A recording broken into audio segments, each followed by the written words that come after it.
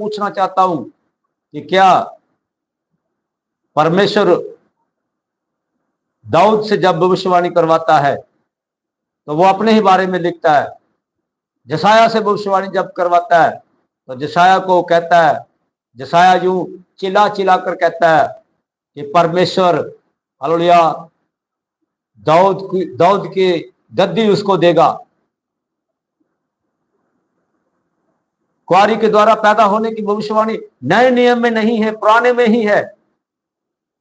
तो पुराना नियम नए नियम में आकर पूरा होता है, और जब पुराने को हम छोड़ देंगे, पुराने की नहीं सुनेंगे, पुराने को नहीं मानेंगे, तो हमारे जीवन में नया भी पूरा नहीं होगा, क्योंकि पुराना ही नए को पूरा करता है।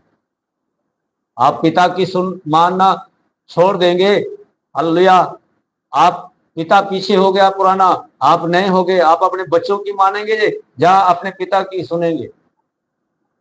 पिता की ही सुनना पड़ेगा।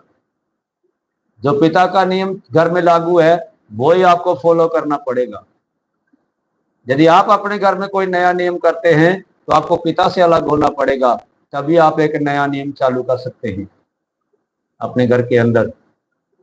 अगर आप पिता के साथ रहना है तो पिता की सुननी पड़ेगी, और ये बातें पिता ने नबियों के द्वारा कहलाई। हालेलुया। मैं आपको ये नहीं कह रहा हूं कि आप मुझे दशमांश दें, मैं आपको इन वचनों के द्वारा आशीष पाने के लिए सिखा रहा हूं। तो नया नियम में प्रेरितों के कार्य में भी ऐसा एक नियम था। जब कलीसिया स्टार्ट हुआ, शुरू हुआ, पहले युग की कलीसिया के अंदर 4 अध्याय प्रेरितों के कार्य, उसका 34 वचन से इस बात को शुरू होता है।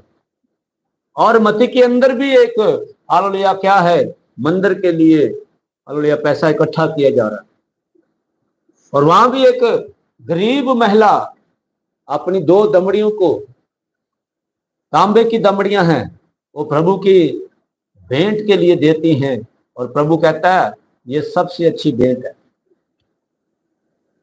आजकल की चर्चों में ऐसा 2 दमड़ी देने वाले विश्वासी के साथ कोई बात करता है क्या? नहीं। जब तक आप एक मोटा लिफाफा उनको ना दें, आपको कोई पूछने वाला नहीं। प्रियो, मैं कहना चाहता हूं ये मन की इच्छा से होना चाहिए, ना कि किसी के लिख कर देने से आप इतने दो तो आपके ऊपर ब्लेसिंग आएगा। वो फेलियर है आपका और उसका। मैं कहना चाहता हूं जो आपकी मन की इच्छा है उसके अनुसार आप कार्य करें, और बिना कुड़कुड़ाए परमेश्वर की सारी भेंटों को परमेश्वर के लिए तैयार करें। Praise the Lord. तो भेंट मनुष्य के लिए क्या करती है? द्वार खोलती है, और उसे क्या करती है? बड़े मनुष्यों के सामने पहुंचाती है। हालेलुया। नीति वचन 13-18 भी एक बार पढ़ लेते हैं। वहां क्या लिखा है? नीति वचन 13 उसका 18 शब्द भी एक बार हम पढ़ लेते हैं। वहां पर इस प्रकार लिखा, आप ध्यान से सुनिएगा। क्या कहता है नीति वचन 13 का 18? कहता है, जो शिक्षा को सुनी अनसुनी करता है, जो शिक्षा को सुनी अनसुनी करता है वो निर्धन होता है, परंतु जो डांट को मानता है उसको महिमा मिलती है, उसकी महिमा होती है। हालेलुया।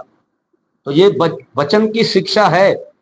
अगर आप इसको इग्नोर करेंगे तो निर्धनता आपके जीवन में कार्य करना शुरू करेगी, क्योंकि ये परमेश्वर की ओर से है, ये किसी मनुष्य की ओर से ठहराया हुआ नियम नहीं है। और इसी एक नियम के द्वारा पहला नियम आपका जो है वो है 6 दिन की व्यवस्था को मानिए। 6 दिन तो काम करें और 7वां दिन परमेश्वर की सभा में उपस्थित हों, और जब उपस्थित हों तो अपनी दशमांश और भेंटों को लेकर खुदा के घर में आए। फिर देखिए मलाकी कहता है, ऐसा करके मुझे आप परखिए, ऐसा करके मुझे आप परखें कि मैं तुम्हारे लिए आकाश की खिड़कियों को खोलकर, किसकी खिड़कियां? आकाश के झरोकों को खोलकर तुम्हारे ऊपर अपरम अपार आशीष की वर्षा करता हूं कि नहीं।